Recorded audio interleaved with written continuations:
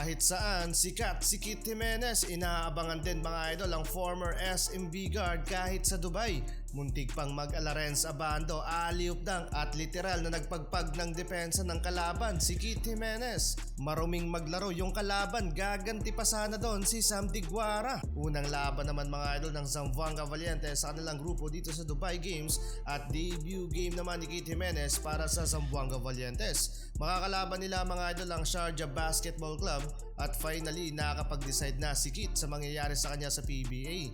Opening ng frame Sharjah to put the first basket, pero first basket ng Zamboanga Valientes ay nagmula sa former NBA player na si Adonis Thomas. Gandang panimula to mga idol para sa Zamboanga. 9-0 run lang naman ang kanilang ginawa sa loob ng 4 minutes playing time. Nagpaparamdam na din mga idol ang kanilang 7 foot 6 inches big man na si Sam Diguara. Kakabahan ka doon mga idol, nakalabanin ng higante. Agresibo naman mga idol si Prince Caperal, deadly sa outside shooting at nakakapag-draw pa doon ng foul. Perfect 2 of 2 free throw.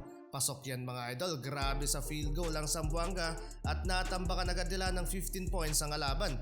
Last minute ng first quarter, finally Kit is in the house. Kahit sa Dubai inaabangan ng former SMB guard, pero scoreless pa si Kit, 11 points lead ang Zamboanga Valientes sa pagtatapos ng first quarter. Second quarter, early error agad para sa Valientes at nakakapag small run doon ng kalaban.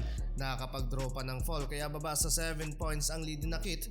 Napa-ice on the veins pa at nag-angas doon mga idol. Kaya sumagot din ng 3-pointer si Kit mula sa assist ni Diguara.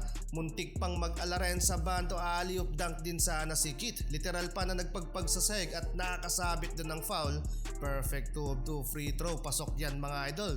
Ni walang kalawang doon mga idol, back to bench si Kit pero take over naman si Cristo Lombia at etong si Sam Diguara parang bulldozer mga idol, nang-aararo ng kalaban, mismatch sa big man.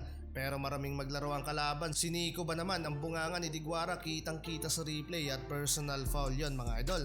Masyadong nagpakampante ang Zamboanga Valientes sa kanilang kalamangan kaya nakuha ng Sharjah ang lead sa laban 47-49 and the first half. Si Kit Jimenez mga idol ay nagtala doon ng 5 points, 1 of 2 field goal. Third quarter, dikdikan ng laban pero hawak ng Sharjah Sports Club ang momentum habang inalat bigla ang Zamboanga sa kanilang field goal.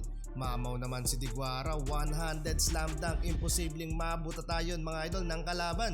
Halfway ng quarter, nakakatawang play to mga idol, pangalawang sigo kay Diguara ng kalaban at akmang gaganti pa sana doon ng big man pero na-convert pa yon sa free throw. Hindi pa makapaniwala ang Pinoy fans sa laki nitong si Diguara. Sinubo ba naman ng isang kamay ang bola sa basket kaya back to Zamboanga ang lead sa laban. Fourth quarter, buwis-buhay sa pagkuha ng rebound si Kit Jimenez at nakuha niya ang pangalawang foul sa laban. So far 100% shooting from free throw line. Malaking ambag na yon para sa Zamboanga. May sira yata yung scoreboard sa live stream ng laban, trailing pala doon mga idol ang Zamboanga. Pero huge run doon mga idol si Kit at naibaba nila sa 5 points ang lead ng kalaban. Halfway, biglang nawala yung hype ng crowd, lumobo ulit sa 13 points, biggest lead pa sa laban ng Sharjah. Anyari doon mga idol, malaking problema to ng Zamboanga. Dismayado ang coach nila sa nangyaring laban.